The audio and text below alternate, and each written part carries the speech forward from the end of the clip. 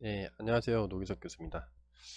지금 우리가 이전 강의에서 이제 저걸 해놨죠. 그 채굴에 성공하면 리졸브 컴플리트 해가지고 다른 모든 블록체인 노드에게 최신 블록체인으로 교체해줘. 뭐 이런 거를 다 처리를 하는 거를 코딩을 다 해놨습니다. 근데 문제가 좀 약간 문제가 발생할 것 같죠? 근데 어떤 문제가 발생할 것 같으냐면 저는 이런 문제가 좀 발생할 것 같더라고요. 어, 그걸 하는데 이게 원래 서버가 있잖아요. 원래 서버는 거래 내역을 어디로 전송을 하면 될까요? 그러니까 여러분들 어떤 사용자가 와서 채굴 하는 사람 말고 이제 뭐 우리가 시즈 코인이죠.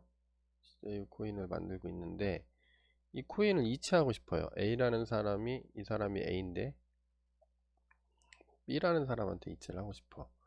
그럼 원래 서버에 접속해서 이체 요청을 하면 얘는 이체를 어느 노드엔가 전달을 해줘야 되죠. 이 블록체인 네트워크가 이렇게 쓰면 이 중에 어디로 가면 될까요? 애매하죠. 애매하지 않다고요?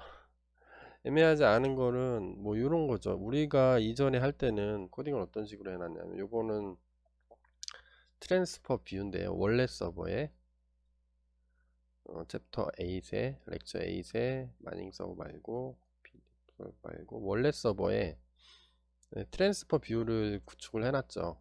이렇게. 근데 그때는 시드 노드 IP를 정해서 이 시드 노드한테 어, 거래 요청을 보낸 게 되겠죠. 그러면 시, 야 시드 노드가 항상 마이닝을 하고 있으라는 법은 없죠.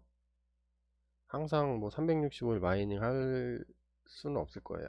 아마 P2P 네트워크만 유지하고 그냥 그 트랜잭션만 유지 관리하는 역할을 하게 될 텐데, 그러면 이상하지 않냐? 그러면 얘는 마이닝 안 하면 어딘가에는 줘야 되죠. 시드 노드에만 주면 이 거래 내역을 시드 노드에서 갖고 있는데 마이닝을 하지 않고 있다면 이게 전파가 안 되겠죠. 내 거래 내역이. 그러면 기본적으로 어, 전파를 하려면 어떤 노드가 액티브 상태인지, 어떤 노드가 지금 채굴을 하고 있는지 그런 정보가 필요하죠. 왜냐하면 시드 노드가 항상 채굴을 할 건 아니니까. 그래서 요 정보, 요 블록체인 네트워크의 네트워크 정보를 저장할 때가 필요한 거죠. 그래야 뭐 시드 노드는 지금 그 컨피그 파일에 넣어놨는데 일반적인 그 채굴 노드, 마이닝 노드에서 갖고 있는 그 P2P 정보를 얘도 갖고 있어야 되겠죠. 원래 서버도 갖고 있도록 해야 될 겁니다. 그러면 원래 서버가 딱 봐서 지금 채굴하고 있는 노드한테 거래 내역을 팍 쏴줘야 거래 내역 포함하고 채굴 성공하면 그 채굴 성공 보상금 받고 거래 내역 포함해서 새로운 블록, 그게 포함되면서 새로운 블록을 생성하면서 리졸브 컴플리트 하면서 다른 노드들한테 전체적으로 전달을 할 테니까요. 그래서 먼저 어떤 작업을 저는 해주고 싶으냐면 원래 서버도 어차피 P2P 노드 정보가 필요하기 때문에 이거를 담을 수 있는 모델을 하나 만들겠습니다. models.py에 지금 유저라는 그 테이블만 있는데 마이닝 노드 클래스를 추가를 하겠습니다. 그래서 데이터베이스 업그레이드 하고 요거는 DB를 반영하는 거죠. 로컬로스트 요거는 잘못 써서 오타죠. 오타를 지웠습니다. 그래서 요거를 이제 DB를 추가를 시키고 데이터베이스 관리를 위한 유틸리티를 하나를 더 추가하겠습니다. 그래서 월렛에 유틸스라는 디렉토리를 만들어 놨는데 거기 요 P2P 유틸스는 있어요. 기존에 어디 있냐면 P2P 서버에서 갖고 있죠. 우리가 마이닝 서버랑 P2P 서버를 별개로 개발을 했죠. 나중에 좀 독립적으로 관리하기 위해서. 근데 사실 뭐 하나로 퉁쳐서 관리해도 상관없습니다. 근데 제가 볼 때는 P2P 서버를 별도로 관리하고 유지보수를 하는 게 좀 더 이제 결합도를 낮추기 때문에 좀 더 좋을 것 같다는 생각이 들어서 그렇게 개발을 했어요. 그래서 여기에 있는 유틸리티를 추가하는 것까지 한번 해보겠습니다. 그러면 일단은 옮기면 되겠죠. 화면을 좀 옮겨 볼게요. 요 화면에서 models.view가 있죠. 우리 예전에 만들어 놓은 게. 자, 요 화면이었죠. 그래서 우리 models.py가 여기죠. 제 머리 때문에 안 보이는데 여기 딱 하면은 유저만 있죠. 그래서 유저를 살펴보면 원래 DB에 지금 이렇게 들어가 있는 거죠. 여기에 여기는 원래 서버는 P2P 네트워크에 참가해서 자기 뭐 이런 걸 할 필요가 없죠. 업데이트를 해주고 할 필요가 없으니까 그냥 테이블 하나를 별도로 갖고 있는 식으로 코딩을 하겠습니다. 그러면 여기에 예전에 만들어 놓은 게 있으니까 구조가 똑같으면 되겠죠. 그러면 P2P 여기 P2P 서버에 가서 모델스에 마이닝.노드가 있었죠. 이거 복사하겠습니다. 컨트롤 C 닫고 여기다 컨트롤 V. 그래서 여기 유저 테이블 말고 여기 마이닝 노드라는 테이블이 별도로 이렇게 들어오게 이렇게 한번 처리를 한번 해볼게요. 그러면 이거를 처리하려면 복사해서 붙여넣기 했으니까 요거 그대로 하면 되죠. 예전에 했던 거 익스포트 요거 앱 이름 써주고 마이그레이트 하고 업그레이드 하면은 여기에 반영이 되겠죠. 그럼 반영하는 걸 한번 해볼까요? 여기 컨트롤 백틱 눌러서 이거를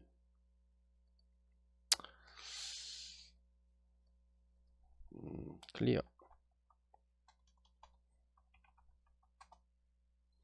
이렇게 한 다음에 화면이 잘 보이시나요? 좀 키워볼까요? 혹시 안 보일 수 있으니까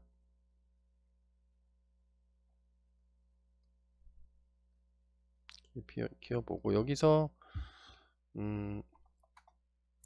요 폴더가 있는 대로 이동해야겠죠. 원래 폴더가 있는데 cd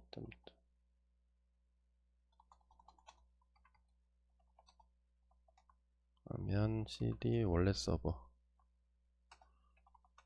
하면 요 원래시죠.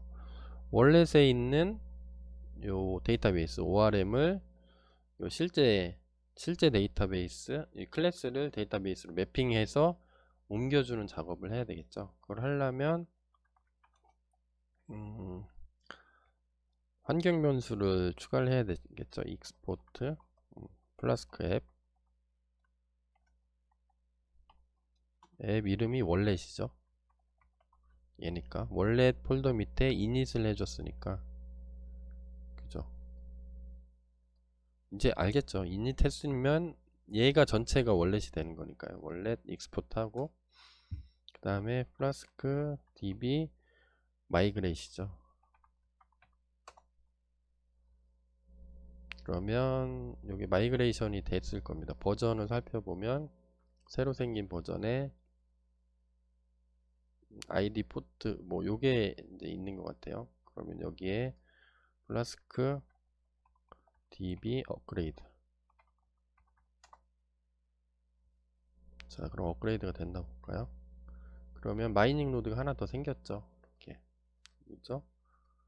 여기에 좀 담아서 갖고 있습니다. 그래서 요중에 많고 많은 블록체인 노드 중에 어디로 보낼지를 선택해서 내 거래 내역을 사용자가 요청한 이체 내역을 반영할 수 있도록 이렇게 코딩을 해줄게요. 자, 그러면 이거를 코딩을 하려면 하나가 더 필요한 거죠. 뭐가 필요하죠?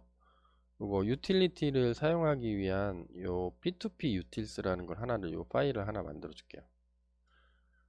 add node exist 뭐 이런 것들이 있었죠. 그래서 얘는 우리가 옛날에 힘들게 했는 작업들이 있으니까 이제부터는 쉽죠. 요거는 됐으니까 빼고 우리는 뭘 할 거냐면 얘는 필요 없으니까 닫고요. 예전에 P2P utils라는 게 P2P util이 있었죠. 요거. 요거를 복사해서 컨트롤 C 해서 카피 재활용하겠습니다. 원래 서버에서도 원래 서버에 제 얼굴 때문에 안 보이네요. 원래 서버에 utils에 p2p util을 그냥 붙여 넣겠습니다. p2p utils 컨트롤 카피 앤 페이스트죠. p2p utils. 자, 이렇게 할게요. 그러면 요게 있는 게 그대로 있죠. p2p utils에. 그러면 여기가 안 되는 것들 있죠. 요 p2p가 없는 거죠. 없으면 얘는 어디에 있는 거예요? 지금 월렛에 있는 거죠. 월렛의 모델의 마이닝 노드, 그 다음에 월렛에서 DB를 임포트 하면 되겠죠.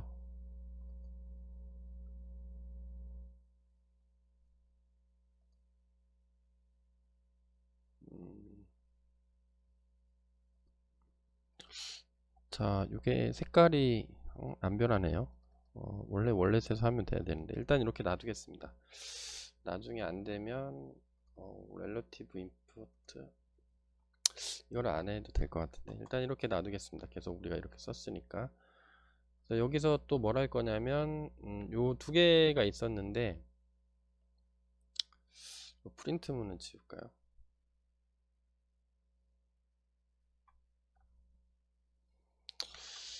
이렇게 지우고 이게 전체 노드가 있는 그 함수를 하나 더 포함시킬게요. get all nodes. 그래서 얘는 인풋은 없고 리턴을 리스트로 받을게요. 리스트가 없으니까 타이핑에서 도움을 좀 받을게요.